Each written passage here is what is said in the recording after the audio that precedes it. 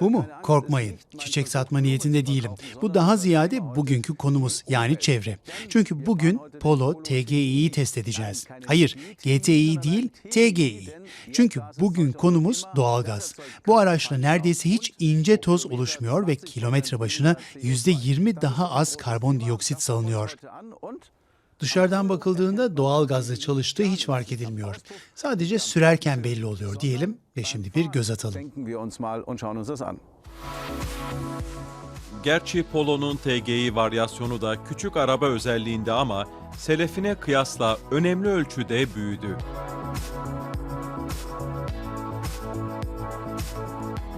...4 metrelik uzunluğa sahip. Tekerlekler arasındaki mesafe 2 metre 50 santimetre. Bu da bagajı avantajlı kılıyor.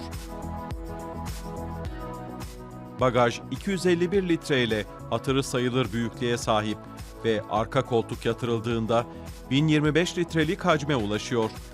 TGI sürücülerini sadece stepne boşluğundan feragat etmeleri gerekiyor.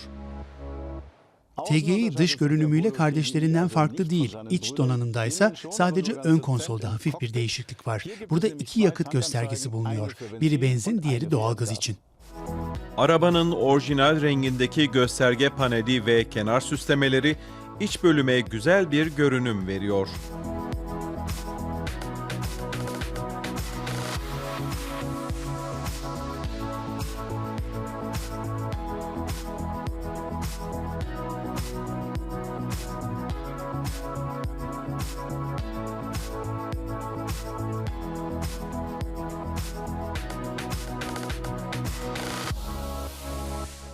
...14 milyondan fazla satış yapan Polo, kuşkusuz küçük binek arabalar arasında büyüklerden sayılıyor. Ancak doğal gazlı versiyona yeni 6. nesilden itibaren sahip olmak mümkün. Peki bu doğal gazlı tutumlunun sürüşü nasıl? Trafik lambasından harekete geçtiğinde TGI en hızlı araç değil.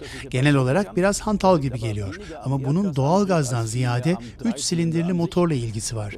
Bu kulağa biraz eski bir Citroen 2 CV modeli gibi geliyor.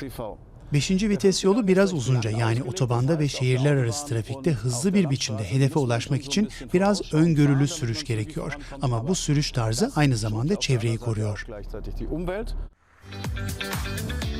Polo TGI 3 silindirli 66 kW gücündeki turbo şarjlı bir motorla çalışıyor. 100 kilometrede yaklaşık 3,4 kilogram doğalgaz yakıyor.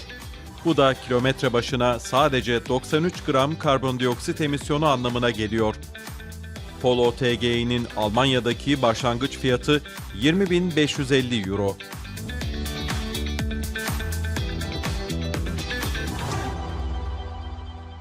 Üç silindirli turbo normal bir yanmalı motor ama doğalgaz özelliği nedeniyle güçlendirilmiş. Çünkü doğalgaz benzinden daha enerjili.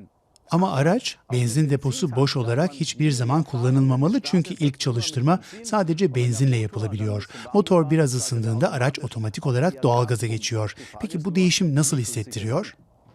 Doğalgazlı ve benzinli depo kombinasyonuna iki değerli sistem deniyor. Doğalgazla benzin arasında geçiş her zaman mümkün. 91,5 litrelik doğalgaz deposuna karşılık benzin deposu sadece 9 litre hacminde. Bu sayede Polo TGI doğalgazlı yakıtla 368 kilometre kadar gidebiliyor. Polo TGI ile insan sanki elektrikli arabada gibi. Sürekli dikkatlisiniz ve güncel menzil göstergesine bakıyorsunuz çünkü mümkün olduğunca doğal gaz kullanmak istiyorsunuz. Bu sadece cüzdanınızı değil, tabii ki çevreyi de koruyor. Maliyet büyük bir artı. Genel olarak benzine kıyasla %30 daha az. Ancak ek maliyetler rol oynuyor. Bu da 2.000 Euro'dan fazla. Bu yüzden bütünüyle kâra geçene kadar 70.000 kilometre kat etmek gerekiyor. Ama çevre ilk kilometreden itibaren seviniyor.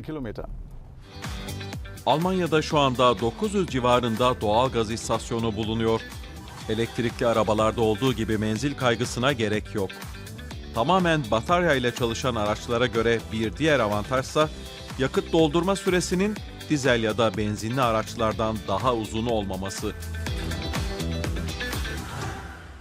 Şu anda elektrikli arabalarla hibrit araçlar arasında karar veremeyenler için doğal gaz yakıtlı otomobiller biçilmiş kaftan. Polo TGI gerçi roket hızında bir araba değil ama çevre koruma değerleri açısından pek rakip tanımıyor.